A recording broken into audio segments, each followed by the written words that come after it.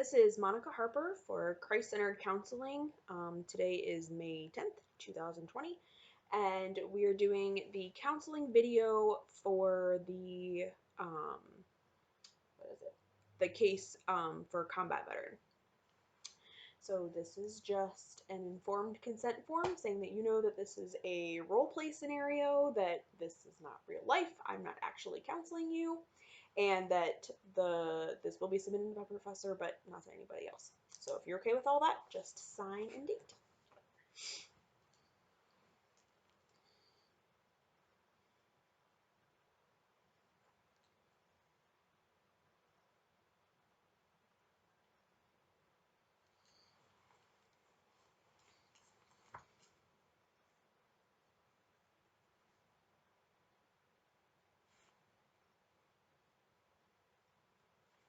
Okay, perfect. Well, Pete, thank you so much for coming back in today. I know we talked through some pretty tough stuff last time you were here. I know, so when you were here before, we kind of talked through some of the specifics of the time that you spent overseas with the Army. Have you had any, additional thoughts or anything about the things that we talked about? Anything in your journaling homework that maybe came up for you this week? Um, no, I thought we covered just about all of it. I thought of a couple extra people that I had kind of forgotten I had lost, but pretty much the same thing, just different stories for them. So, Okay. How has your sleep been? Have you noticed that you've been sleeping any better at night, or are you still waking up a lot, still having a lot of dreams? I'm still waking up quite a bit. Maybe not as much as I was, but I still wake up. Okay. And do you find that the homework and the journaling that we've been talking about, do you feel that that's been helpful for you? I think so. Um, I'm maybe a little less angry all the time. It helps to write it down and get some of that out. Okay. Okay. Well, those are definitely all good things to hear, and I appreciate that you've been consistent with it, that you're still coming back and everything. So, I appreciate that you've had that kind of dedication. Um, Today, we want to talk a little bit about secondary losses related to your experiences. The obviously um, you lost your fellow you know your fellow soldiers while you were in Vietnam. Um, but in addition to losing those people, there's often other losses that are associated with the grieving process, not necessarily just loss of people, but losses of other things. So, can you tell me about maybe the way those losses overseas have affected your role here in the United States, coming back to what people would say real life, coming back, um, you know, coming back to civilian life? How would you say your role changed here um, from what it was you went before you were deployed? Um, I don't know. I think that it was before it was a lot easier to make friends. It was a lot easier to, you know, get close to people and let people in. But after coming back, it was a lot more difficult to get attached to people. You see people come into your life, you consider them family, and then all of a sudden they're gone Mm-hmm. forever. It's hard to let other people in when you know that when you've seen that firsthand. So I know Mm-hmm. that that definitely changed things. Um, I felt like people pitied me when it came to looking for jobs, and instead of treating me like a normal person, they Mm-hmm. put me up on a pedestal. Sometimes out of respect, but sometimes making me feel like I was on display for something. So treated me more like an object for people to look at and say, "Oh, you did great because you hired a veteran," instead of you did great because you hired a good employee. I see. Do you feel that um, your role as a civilian employee maybe became more of a you felt maybe as more of a trophy? Is that different from how you felt in your role in the army? Um, do you think that do you function in the same capacity in the army and that you were a trophy, or how do you think that you fit your role while you were in active service? I had a job to do, and we got it done. Um, Nobody was a trophy. There were no trophies. Mhm. You had a job. You had goals, and you were expected to achieve those. Mhm. There were no easy rides. There were no, oh, you know, you did great last time, so we're gonna take it easy on you this time. Mhm. Nope. You have the same goal, the same job, and you're expected to do it day in and day out, no matter what. Whereas you come back here and it's the exact opposite. Mhm. It's I could not show up to work on time every day for an entire week and have absolutely no repercussions because I'm the token veteran. Mhm. It feels like. And how does that make you um I know as of right now, you're partially retired, but while you were still, working in the workforce full time, um how did that affect um your emotions for one thing, but then how did that affect um your attitude at work and how you viewed your civilian jobs? Well, it's hard going from busting your butt every single day, day in and day out, to Mhm. not really having that high of an expectation when you go to work. Um, that it was a major adjustment. Um, I don't find a whole lot of reward in my job. I see. I don't get a whole lot out of a good hard day's work like we had in the army. Even though everybody hated it, everybody hated day in and day Mhm. out work. They hated never being home, never getting to see family. They hated being overseas and being with the same group of guys for ever. Mhm. But it was you don't know what you've lost until it's gone, and Mhm. that's something that I miss. The sense of everyone's all in it together. Right, I see. a sense of accomplishment. So, some other things that often go along with loss too, especially in a a traumatic experience or a series of traumatic experiences, would be a loss of dreams and expectations. Maybe you thought that your life was going to go one way before you got into the army, but when you came back out, maybe it went a different way. Is that something that you experienced? Can you tell me a little bit about that? I'm sorry. Can you repeat? I got kind of lost there. Okay. Um, a lot of the time with loss, folks experience not only the loss of a person, but they also Mhm. experience along with that the loss of a certain dream or expectation Oh for their life yeah, that they had. Um, yeah. so before you went into the army versus after, what how did those change for you? Well, I had goals of I was going to school to be a clergy, and I had aspirations to do that. Hmm. I wanted to go to college. I wanted to study. I wanted to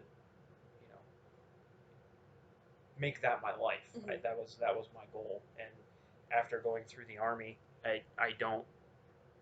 It's not that I don't want to do it still, but I don't have the same drive for that as I used to. Um, it In the army, you don't get to have dreams. You have a job to do and you Hmm. do it. And they kind of hammer dreams and expectations like that out of you because that makes you unique, and they don't want unique. They want they want uniform, and yeah, I have lost that dream. Would I still would have wanted to do it, and I still could see myself doing it, but I just kind of lost that drive to get to that. Okay. Because you felt like you had to conform while you were there and while that was, your occupation more or less.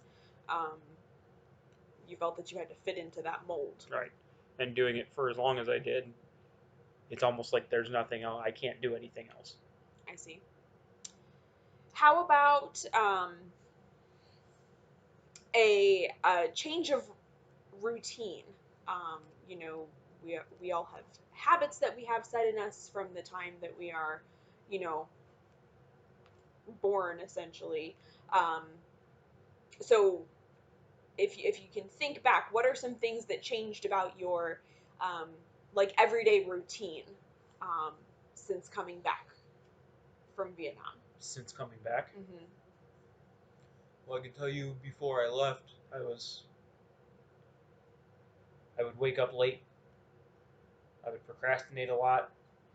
I wouldn't really care about how messy my room was or how messy my apartment was or anything like that. But now I wake up same time every day, 6:30. I get out of bed. I make my bed. I shower and I go about my day. And it's the same thing every single day. Even on days that I don't work, even on holidays, it doesn't matter. I'm up at the same time. I make my bed. I eat and get ready, and I'm going about my business. Um, it's it changed me, and that's what it is in the army. It's all repetition, and I've just got that hammered in me. I have tried to sleep in. I've tried to even stay up late nights before to try and force myself to be tired the next morning, and it Hmm. doesn't matter. I'm still up and ready and moving, and it's like an internal clock now. Everything is timed. I eat lunch at 12. I eat dinner at 5, and yeah, Do you view that as a positive thing? Like, is this new routine comfortable for you, or do you feel that maybe you're a little bit trapped by it? I think it's comforting. Um, I, it wasn't at first. Hmm. I know, just like everything else, it was an adjustment when I first got into the army. But at this point, if I am late for a meal, or if I feel like I'm running behind when I'm getting ready in the morning, it bothers me. Hmm. I start to panic a little bit. Okay. I can definitely see um, how that would happen. The last two areas I just wanted to touch on in the area of secondary losses would be um, in physical touch and social adjustments. Um, how do you? I mean, um, you obviously lost these people who you became very close to. Um, Coming back then, how do you feel that this has impacted you in kind of more an interpersonal um, and an interrelational way? Um, like I said before, I don't have a whole lot of close relationships. Hmm. Um, I don't have a whole lot of friends. Most of the friends I do have were in the military, or whether they served with me, but they all were military at one point or another. Hmm. Um, Even family. I don't really have close family or anything like that anymore. Um, and it made it difficult to let people in. You mentioned before um, that you have never married. Is that something that happened intentionally? Is that a choice that you made, or do you find that you've just kind of woken up and it's been this many years later and it just never happened for you? Yeah, it was never a plan before. I had always wanted someone to come home to, wanted kids, wanted wife. Um, I know in the army, some of the guys already had wives, and some of them already had kids, and Mhm. it they had pictures, and they keep them hanging in their beds and in their bunks, and Mhm. take them with them. And it was hard to see that and know that I was going home to nothing. Mhm. But now that I am home, it feels like having somebody like that would break my routine, Mhm. and I don't know if I can do that. I see. Um, yeah, and so the the homework that that you've got that I'll give for you here at the end of the session here for this week is a little more structured this week than it was for last week, mostly because secondary losses can sometimes be a little bit difficult to pinpoint. So it kind of really digs deep as far as you know what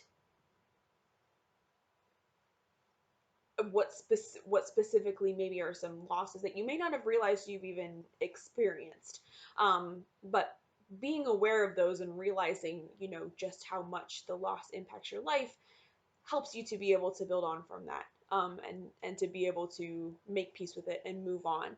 um, so the again, I'll tell you the same thing this week that I did last week. You are not required to share the specifics of what you journal with me. I will be checking in, to see if you have done it, if it was helpful for you. You're more than welcome to share whatever you're willing to share, anything you have any questions about, anything you think might be helpful in these sessions.